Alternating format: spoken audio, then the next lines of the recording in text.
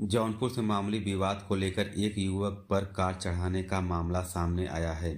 Car चढ़ाने के युवक की मौत हो गई। गुस्साए परिजनों ने आरोपियों की तत्काल गिरफ्तारी मांग को लेकर सब घर पर रहकर हंगामा करने लगे। हंगामे की सूचना पर एसपी सिटी सहित कई थानों की पुलिस मौके पर पहुंच गई, परंतु हंगामा शांत नहीं हुआ।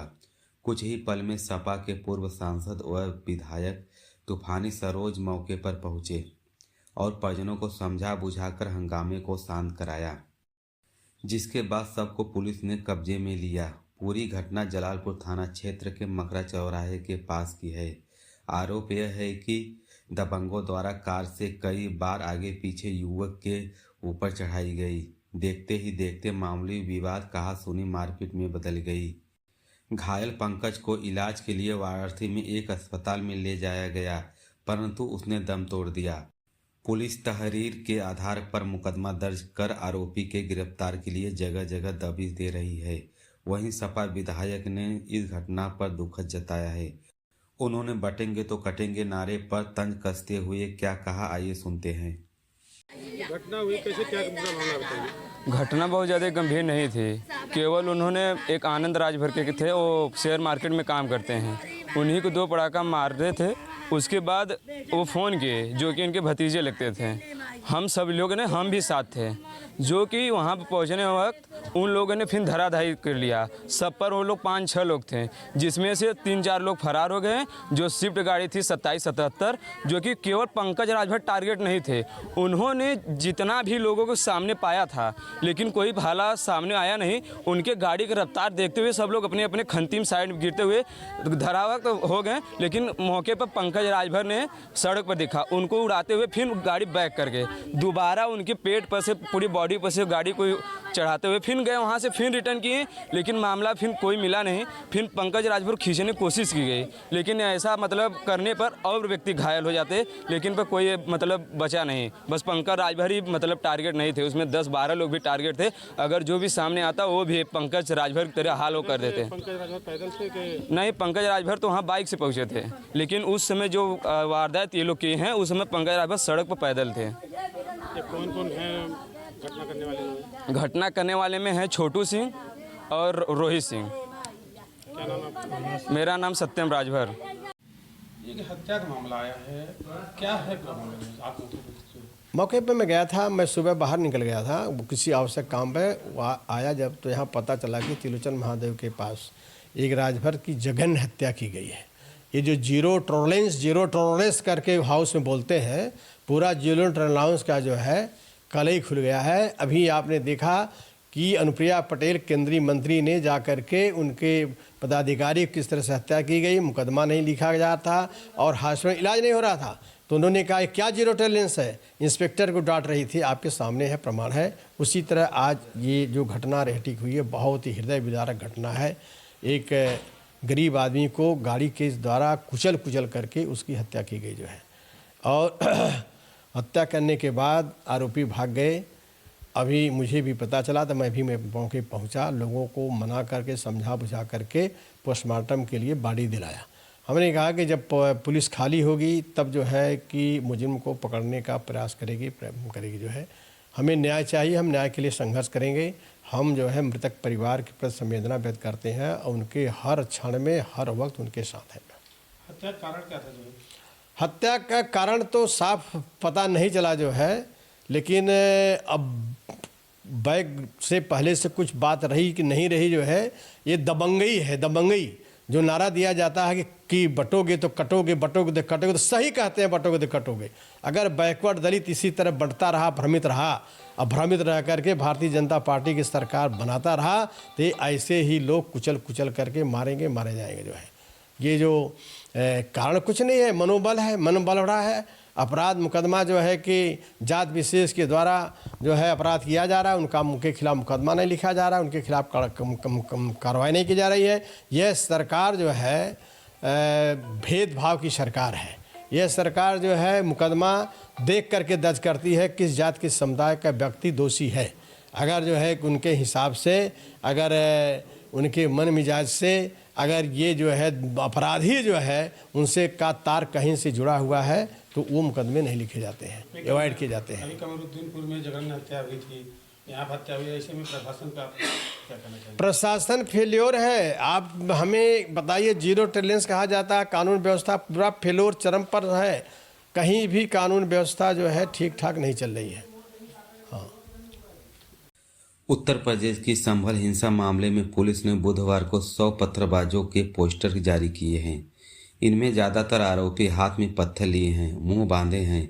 पुलिस ने बताया कि अभी और वीडियो, सीसीटीवी और ड्रोन फुटेज की जांच की जा रही है और आगे भी पोस्टर जारी किए जाएंगे। साथ ही सड़कों पर पोस्टर होल्डिंग लगाए जाएंगे। पुलिस ने अब तक 4 महिला समेत 27 उपद्रवियों को गिरफ्तार किया है। उन्हें कोर्ट में न्याय हिरासत में भेज दिया गया है।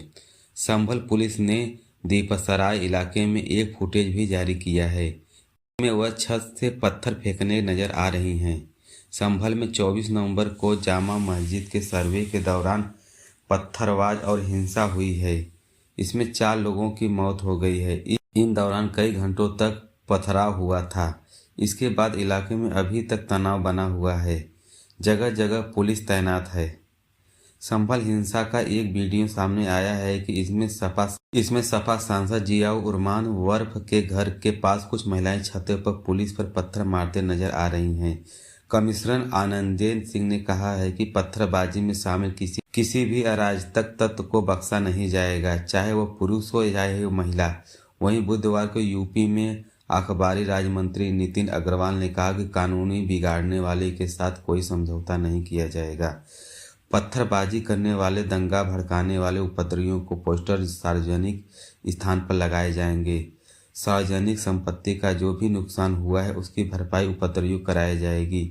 इधर योगी सरकार हिंसा के जिन जिन लोगों के नाम सामने आए हैं उनकी पहचान के बाद उन्हें नुकसान की वसूली की तैयारी कर रही है। गृह और पुलिस विभाग मिलकर काम कर रहे हैं। एडवोकेट एस विघ्नेश शिशिर इलाहाबाद हाई कोर्ट में याचिका दायर के बाद कही थी। शिशिर ने दावा किया कि राहुल के पास लाल रंग पासपोर्ट है जिस पर ब्रिटिश सरकार की मुहर लगी है। भारत ने नागरिक कानून के तहत कोई व्यक्ति दोहरी नागरिकता नहीं ले सकता है। मामले की शुरुआत 1 जुलाई 2024 को हुई, जब कर्नाटक के वकील और भाजपा सदस्य एवं विघ्नेश शिशिर ने इलाहाबाद हाई कोर्ट में एक याचिका दायर की। याचिका में राहुल गांधी ब्रिटिश नागरिक ने आरोप लगाए कि इसके शिशिर ने 2022 के ब्रिटिश सरकार के एक फाउंडेशन मेल का भी हवाला दिया। शिशिर ने नागरिकता के अधिनियम 1955 की धारा के तहत राहुल की भारतीय नागरिकता रद्द करने की मांग की। शिशिर ने यह भी मांग की कि राहुल गांधी की संसद में सदस्यता रद्द की जाए क्योंकि लोकसभा चुनाव लड़ सकता है जिसके भारत में नागरिकता होगा। इस याचिका पर 24 अक्टूबर 2024 को पहली बार सुनाई हुई। जस्टिस अताउर रहमान सऊदी और जस्टिस सुभाष विद्यार्थी की बेंच में केंद्र सरकार ने जवाब मांगा। Additional solicitor general Suryabhan Pandey ने कोर्ट को बताया कि इस मामले को केंद्र की ओर से जानकारियां जुटाई जा रही हैं। 25 नवंबर को सुनवाई करते हुए हाई कोर्ट ने गृह मंत्रालय को 3 हफ्ते को जांच के आदेश दिए। 19 दिसंबर को हाई कोर्ट ने अगली सुनवाई को तब तक सरकार के जवाब तैयार करना होगा। 2022 में दिल्ली के वकील एसपी शर्मा ने ब्रिटिश कोर्ट में राहुल गांधी को लेकर याचिका दायर की थी। इसे ब्रिटिश सरकार गांधी के नागरिकता का सवाल किया था। जवाब में ब्रिटेन की सरकार शर्मा को एक फाउंडेशनियल मेल भेजा था। दावा किया गया था कि राहुल के पास ब्रिटिश नागरिकता होने की शामिल थी। शिशिर ने वीएस शर्मा की इस मेल की जानकारी हासिल की। वरिष्ठ पत्रकार रहीद के मुताबिक इस मेल पर राहुल में जुड़ी पूरी जानकारी नहीं थी क्योंकि यूके के कंट्री डेटा प्रोडक्ट एक्ट 2018 के तहत डेटा पब्लिकली जारी नहीं किया जा सकता। इस डेटा को हासिल करने के लिए एक तरीका है, खुद राहुल गांधी जब तक एक लेटर लिखकर यूके की सरकार को डेटा की मांग नहीं करते तब ये जानकारी नहीं मिलेगी। राहुल गांधी ने पासपोर्ट की चर्चा 2017 में चल रही थी, जब भाजपा के स्वामी ने दिल्ली हाई कोर्ट के एक याचिका दायर की थी। स्वामी का आरोप लगाया कि राहुल गांधी के पास ब्रिटिश नागरिकता है, जो भारतीय संविधान के अनुसार अवैध है। स्वामी ने अपनी याचिका में यह भी कहा है कि राहुल गांधी ब्रिटिश के अपनी पढ़ाई के दौरान एक एडमिशन फॉर्म में खुद को ब्रिटिश नागरिकता बताया था। दिल्ली हाई कोर्ट ने याचिका को खारिज कर दिया था। हाई कोर्ट ने कहना है कि याचिका योग्य कमी नहीं है। इसे यह साबित नहीं होता है कि राहुल गांधी एक विदेश नागरिक हैं। 2019 में स्वामी ने एक ट्वीट से कहा था कि कैम्ब्रिज यूनिवर्सिटी के मुताबिक राहुल गांधी का नाम राहुल विंसी है। Rahul national economics planning and policy में फेल हो गए थे। 2024 में स्वामी ने सोशल मीडिया प्लेटफॉर्म पर एक्स पर कुछ तस्वीरें शेयर की। स्वामी ने राहुल गांधी ब्रिटिश को दावा किया। एक कागजात यूके की एक कंपनी के थे। इसमें कंपनी डायरेक्टर पर राहुल गांधी का नाम लिखा था। यहाँ के डायरेक्टर की जन्मतिथि 19 जून 1970 लिखी है, जो राहुल गांधी जन्मतिथि है। हालांकि यह कंपनी 17 फरवरी 2019 को बंद हो गई थी। राहुल गांधी पासपोर्ट में दोषी पाए होते हैं तो उन पर भारतीय संविधान आर्टिकल के तहत कई कार्रवाई की जाएगी। राहुल गांधी पर अपनी नागरिकता छिपाने के गलत जानकारी देने के केस चलेगा।